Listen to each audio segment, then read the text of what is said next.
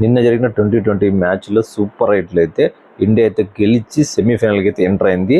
గెలిచింది అని చెప్పేదానికంటే Sanju Samson one man షోతో నిజంగా సెమీఫైనల్కి చేర్పించాడు మ్యాచ్ని. ఏం బ్యాటింగ్ అన్న సూపర్ ఎక్సలెంట్.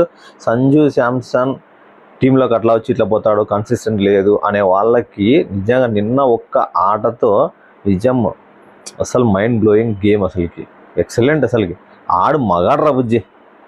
అతడు సినిమాలో తలంకెళ్ళబరనే ఒక డైలాగ్ అంటాడు, ఆడు మగాడు రా బుజ్జి. ఆడేంద్రా కోపంగా కొడతాడు, లేకపోతే బలంగా కొడతాడు.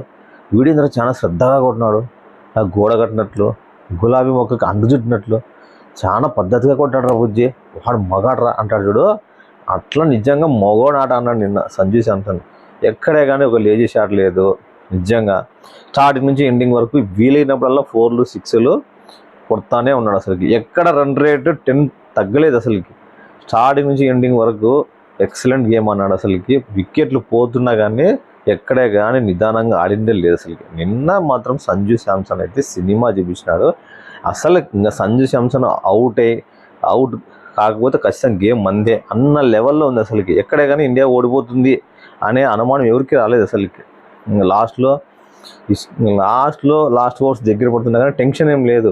వికెట్లు పడుతున్నా, హార్దిక్ పాండ్యా అవుట్ అయినా, తిలక్ వర్మ అవుట్ అయినా కానీ టెన్షన్ అయితే లేదు. సంజు శాంసన్ ఉన్నాడు, మ్యాచ్ని గెలిపిస్తాడనే హోప్ అయితే అందరిలో కనబడింది నిన్న.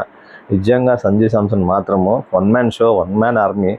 ఒక్క గేమ్తో, ఒక్క ఆటతో అసలుకి సెమీఫైనల్కి తీసుకున్నాడు. ఈ గేమ్ లైఫ్ లాంగ్ గుర్తుపెట్టుకుంటారు జనాలు. సంజు శాంసన్ టీంలోకి వచ్చిపోతున్నాడు, కన్సిస్టెన్సీ లేదు, ఎన్నో అవకాశాలు ఇచ్చినా కానీ సద్వినియోగం చేసుకోలేదు అనే వాళ్ళకి ఈ ఒక్క గేమ్తో సంజు శాంసన్ కళ్ళు తెరిపించినాడు.